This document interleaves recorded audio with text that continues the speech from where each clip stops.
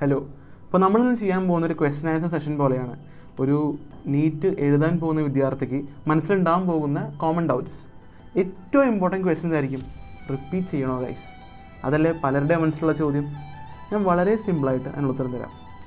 നിങ്ങളൊന്ന് ആലോചിച്ച് നോക്കി, ഒരു 7ാം ക്ലാസ് 8ാം ക്ലാസ് കാലഘട്ടം നിങ്ങൾക്കൊരു പെൺകുട്ടീനെ ഇഷ്ടപ്പെട്ടു. അപ്പോൾ ആ പെൺകുട്ടീനെ വളയ്ക്കാൻ വേണ്ടി നിങ്ങൾ നിരന്തരം ശ്രമിച്ചുകൊണ്ടിരിക്കും അല്ലേ? അപ്പോൾ ആ പെൺകുട്ടീനെ വളയ്ക്കണമെങ്കിൽ നിങ്ങൾ എന്നെ വിചാരിക്കണം, അല്ലാതെ നിങ്ങളുടെ കൂട്ടുകാരോട് വളപ്പിച്ച് കഴിഞ്ഞാൽ കൂട്ടുകാരെ പെണ്ണടിച്ചിട്ട് കൂത്തില്ലേ? അതുപോലെ തന്നെയാണ് നീറ്റ്. നിങ്ങളുടെ ആഗ്രഹമാണ് ഡോക്ടർ ആവണമെന്നുണ്ടെങ്കിൽ നിങ്ങളുടെ പ്രൈമറി സ്റ്റെപ്പ് എന്ന് പറയുന്നത് നീറ്റ് ക്ലിയർ ചെയ്യുന്നതാണ്.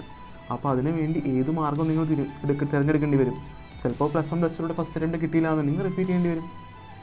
ഞാൻ പണ്ടൊരു കോട്ട് വായിച്ചിട്ടുണ്ടായിരുന്നു, fear is temporary but regrets are forever. ആ പേടി ഉണ്ടല്ലോ, എഴുതിയാൽ കിട്ടുമോ?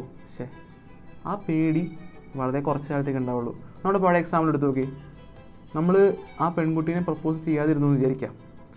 പിന്നെ കുറച്ച് നാൾ നമ്മൾ ആലോചിക്കും, ചേടാ അവളോട് ഇഷ്ടമായിരുന്നു പറഞ്ഞിരുന്നെങ്കിൽ, ചിലപ്പോൾ അവളെങ്ങാനും എനിക്ക് വളഞ്ഞിട്ടിരുന്നെങ്കിലോ? അതൊക്കെ ഒരു ചെറിയ റിഗ്രറ്റാണ്. പക്ഷേ നിങ്ങളിപ്പോൾ ഈ ഒരു ചാൻസ് ഈ ഒരു വർഷം റിപ്പീറ്റ് ചെയ്ത് നോക്കാതെ വേറെ ഏതെങ്കിലും കോഴ്സ് പോയി ചേർന്ന് വിചാരിക്കാം. ഒരു 10-20 കൊല്ലം കഴിയുമ്പോൾ നിങ്ങൾ ഒരു 35-40 വയസ്സാകുമ്പോൾ നിങ്ങൾ ആലോചിക്കും, ഞാൻ ഒന്ന് റിപ്പീറ്റ് ചെയ്ത് നോക്കിയിരുന്നെങ്കിൽ ചിലപ്പോൾ ഞാനൊരു ഡോക്ടർ ആവേനെ. അപ്പോൾ ആ റിഗ്രറ്റ് അത് വലിയൊരു സംഭവമാണ്. സോ എന്തിനാണ് അങ്ങനെ നിൽക്കുന്നത്? You can do it. Dedication, hard work, perseverance ഒക്കെ ഉണ്ടെങ്കിൽ ഒരു വർഷം അതിനുവേണ്ടി ഡെഡിക്കേറ്റഡ് ആയിട്ട് ഫോക്കസ് ആയിട്ട് പഠിക്കുകയാണെന്നുണ്ടെങ്കിൽ എന്തായാലും ക്ലിയർ ചെയ്യാവുന്നേ ഉള്ളൂ നീറ്റ്.